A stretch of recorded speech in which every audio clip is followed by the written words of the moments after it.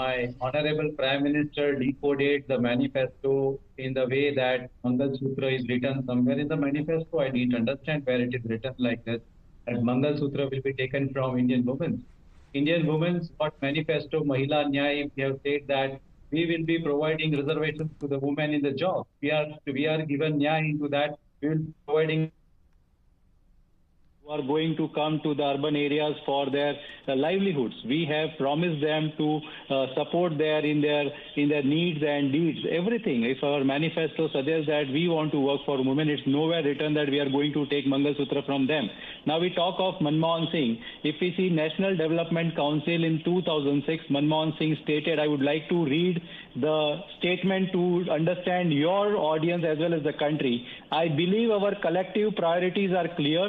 Agriculture, irrigation and water resources, health, education, critical investment in the rural infrastructure and the essential public investment needed for general infrastructure, along with programs for the upliftment of SC, ST, other backward class, minorities, women and children. Mukul Patel, all that is fine. Your manifesto was extremely comprehensive, but does Congress speak about wealth redistribution or not? Is that an idea that is there or not? Now, what our Nyay is telling is that we will be going for a population count. And that population count is pending since 2011. And those who are having that much population will be allocation of that much tax. At what we have done, JURNM. You can refer Jawaharlal Urban Rural National Mission, what Manmohan Singh had planned. No. What your manifesto says, and I can actually quote from it, Congress will conduct a nationwide socio-economic and caste census to enumerate castes and subcastes and the socio-economic conditions. Based on the data, we will strengthen the agenda for affirmative action. Economic empowerment of minorities is a necessary step for India to realize its full potential, and it just goes on and on and on. But what made it more pronounced and perhaps simplified, here is what Rahul Gandhi said a day after after this manifesto was publicly launched, while he was addressing the public, that now BJP is saying formed the basis of their counter attack. Listen to Rahul Gandhi first.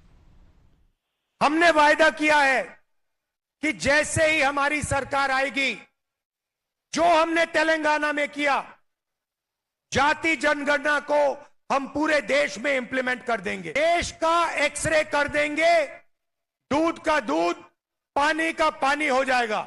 पिछड़े वर्ग को, दलितों को, आदिवासियों को, गरीब general caste के लोगों को, माइनॉरिटीज को पता लग जाएगा कि इस देश में उनकी भागीदारी कितनी है।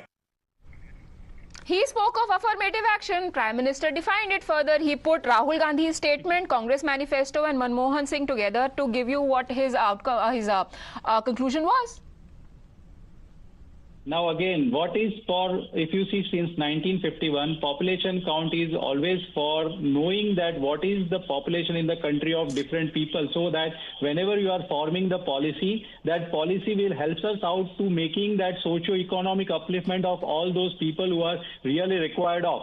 But that, as you can see, since 2011, no population count is being done, and this government is pushing it back. Anuja, I don't know why it is. One final question, since I'm completely running out of time. Is it dog whistling, or was it supposed to be a genuine warning? Because the timing is extremely controversial. It came 17 days after the manifesto was released and after phase 1, which is why the Congress is saying you are panicking after poor turnout in your favor. I'm sorry, I think Congress has been misled by itself. We started the minute they gave the Congress manifesto, the very minute it was been countered by saying that the Congress manifesto has been given a Muslim League manifesto. That is what we have said it. It was never that after 17 days. It was given at the very minute on the press conference done by from the BJP headquarters. All right. So I would like to put it forward that they are the ones who believe that the population control, they could not look into the other way. There is a really big debate that has been started by Prime Minister's statements. There are several aspects to it, but definitely there is a potential of this being a game changer. Remember, phase 1 is over. There are 6 more phases of elections to go. But was it just about polarizing, or was it a warning against profligacy? That